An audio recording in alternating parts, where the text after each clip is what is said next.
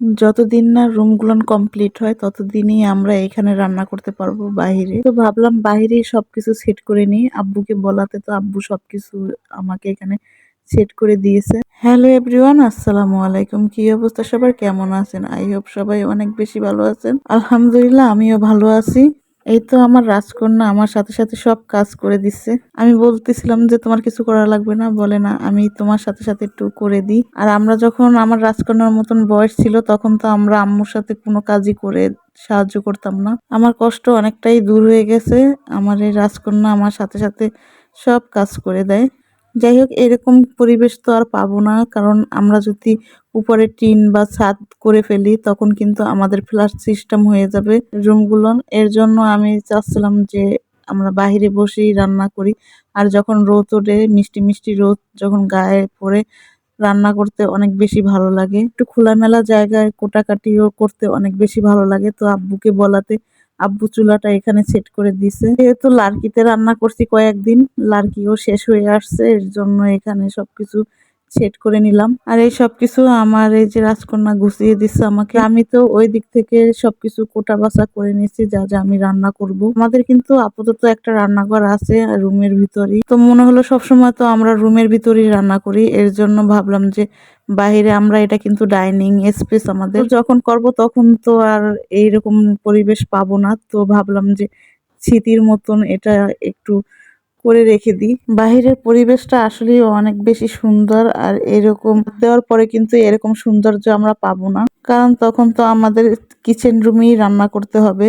যদিও আমাদের কিচেন রুমটাও আমরা অনেক বড় করে বানিয়েছি, যেহেতু আমরা তো আর ভাড়া দেবো না, এর জন্য আমরা নিজেদের মতন করে সবকিছু নিজেদের মতন করেই করছি। আচ্ছা, চুলাটা দেখে কেউ খারাপ কমেন্ট করবেন না, এই চুলাটার বয়স অনেক দিন হয়ে গেছে, যদিও এখনো চলে। তো আমাদের কিসের জন্য আর একটা নতুন চুলা কেনা, আর কি নতুন চুলা কেনা হয় না। আর এখানে সবকিছু গুছিয়ে নেওয়ার পরে আসলে দেখতে অনেক বেশি সুন্দর লাগতেছিল।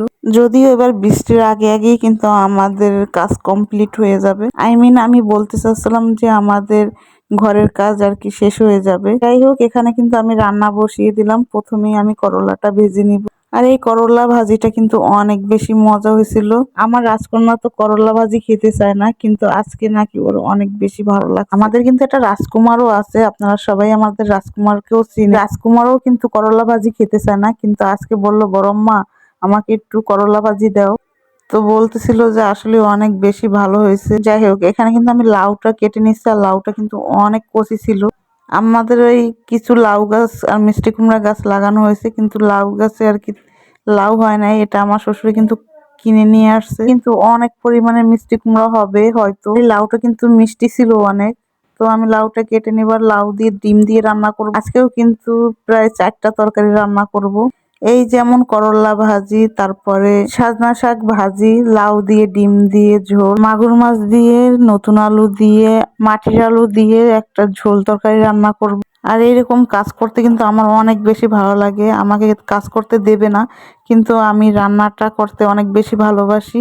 এর জন্য আমি রান্না করার জন্য বসে গেলাম। আর কাজ করলে কিন্তু শরীর স্বাস্থ্য ভালো থাকে, এটা আমি বুঝাতেই পারি না আমার শাশুড়িকে, আমার শ্বশুরকে, আমার বড় আন্টিকে। এরপর তো এই করলা ভাজিটা উঠিয়ে নিলাম। আর আজকে কিন্তু সারাদিনই আমাদের এখানে কারেন্ট ছিল না। কারেন্ট না থাকাতে আপনাদের সাথে আমি অনেক কিছুই শেয়ার করতে পারিনি। একদিন আপনাদেরকে আমি সাজনা শাক ভাজি করে দেখাবো, যে আমি সাজনা শাকটা কিভাবে ভাজি করি। মোবাইলে একদমই চার্জ ছিল না, যার কারণে আমি এতটুক ভিডিওই নিতে পেরেছিলাম। তো আপনাদের সাথে সেটুকুই আমি শেয়ার করতেছি। এখানে আমি লাউ তরকারি বসাবো, এর জন্য আমি কিছু কাঁচামরিচ, পেঁয়াজ, একটু আদা রসুন বাটা দিয়ে দিলাম। এরপরে আমি হলুদ গুঁড়া, মরিচ গুঁড়া, সামান্য একটু জিরার গুঁড়া, লবণ দিয়ে কষিয়ে নেব।